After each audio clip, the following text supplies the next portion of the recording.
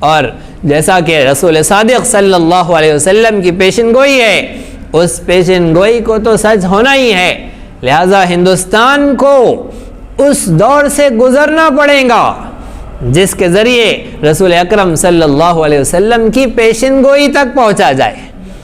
ہمارے لیے ضروری یہ ہے کہ ہم اللہ کی غلامی کو، رسول پاک صلی اللہ علیہ وسلم کے دین کو جان و دل سے زیادہ عزیز سمجھیں، اپنے بچوں کو، اپنی نسلوں کو تعلیم کرے، تلقین کرے کہ ہر سودا منظور ہے، دین کا سودا منظور نہیں ہے، اپنے رب کی غلامی کا سودا منظور نہیں ہے، اسے نہیں فروخت کیا جا سکتا ہے، اسے نہیں چھوڑا جا سکتا ہے، رب کی اطاعت ہی ہو کر رہیں گی۔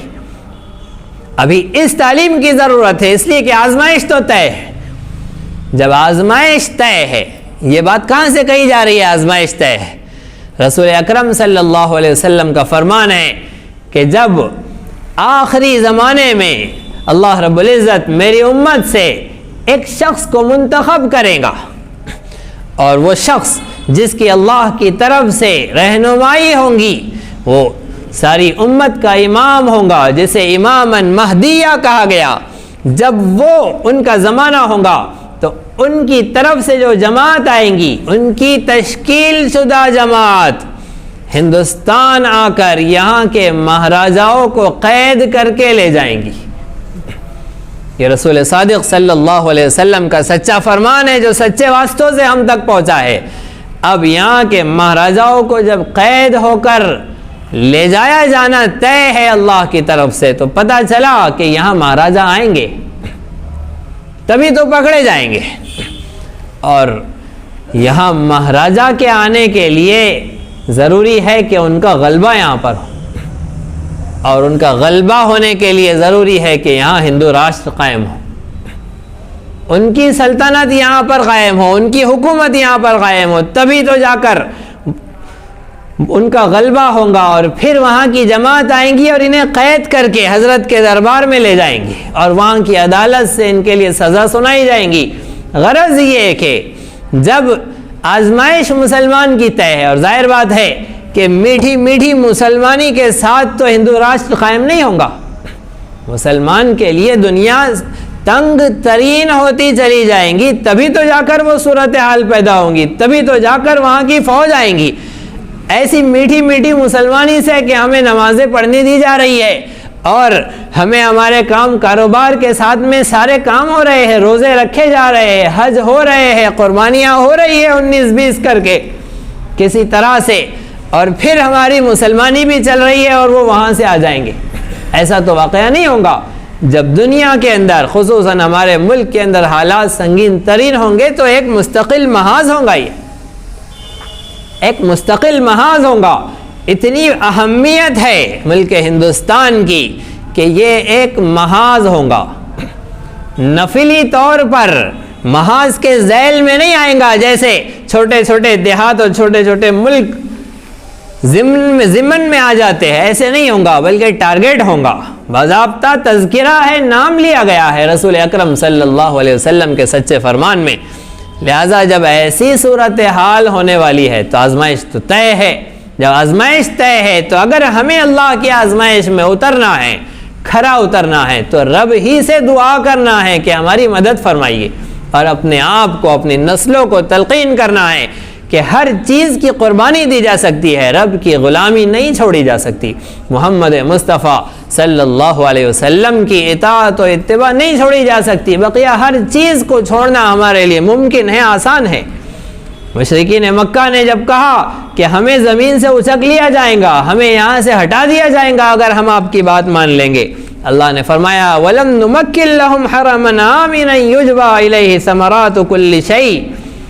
اے نبی صلی اللہ علیہ وسلم ان سے کہہ دیجئے کہ ہم نے انہیں ٹھکانہ نہیں دیا ایسے امن والے مقام پر، حرمن آمنا، مکہ مکرمہ زمانے جاہلیت میں بھی حرم تھا، امن کا مقام تھا، وہاں پر امن تھا، سلامتی تھی، زمانے جاہلیت میں بھی لڑائی نہیں ہوتی تھی۔ مشہور بات تھی کہ کبوتر اپنی شکاری چیلوں سے اور بکریاں اور بھیڑیوں سے مکۃ المکرمہ میں محفوظ رہتے تھے. کوئی بھیڑیا بکریوں پر حملہ نہیں کرتا تھا, کوئی چیل کبوتروں پر حملہ نہیں کرتی تھی. باپ کا قاتل بھی اگر حرم میں نظر آ جاتا تو اپنے جانی دشمن کو, جس کا خون پی لینا, خون لے لینا سب سے زندگی کا مقصد سمجھا جاتا تھا, لیکن حرم میں نظر آتا تو اس پر ہاتھ نہیں ڈالا جاتا. اس طرح سے محترم مقام تھا حرم.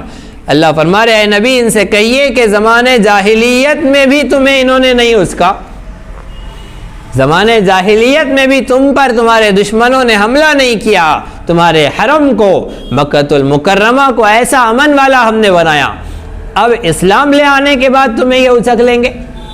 تم جب اللہ کی نافرمانی پر تھے تو اللہ نے تمہیں محفوظ رکھا, تمہارے دشمنوں کو تم پر غالب نہیں آنے دیا. اب اللہ کی اطاعت پر آ جاؤ گے تو کیسے اللہ تمہیں ہلاک کر دے گا.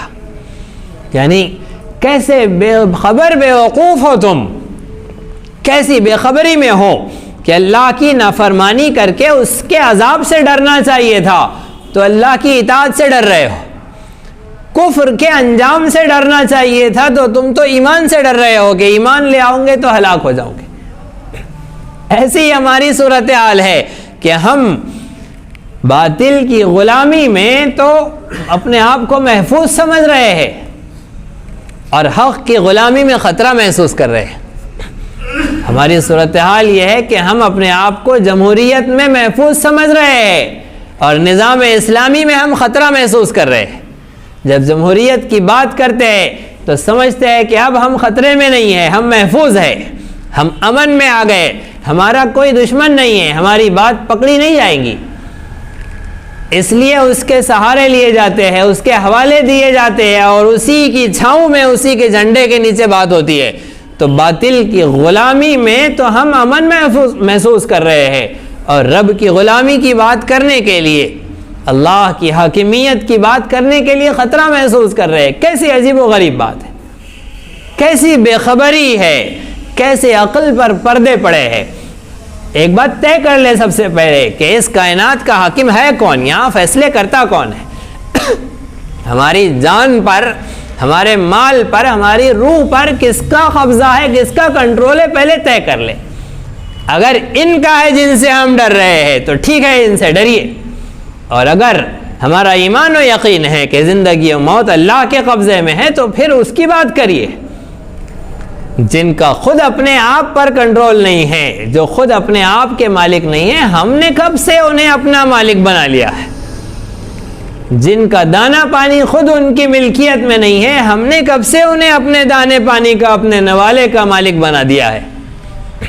تو بات صاف ہے کہ رب کی غلامی سے ڈرنا اور مخلوق کی غلامی میں امن محسوس کرنا, امن سمجھنا, یہ بڑی بدعقلی کم عقلی کی بات ہے.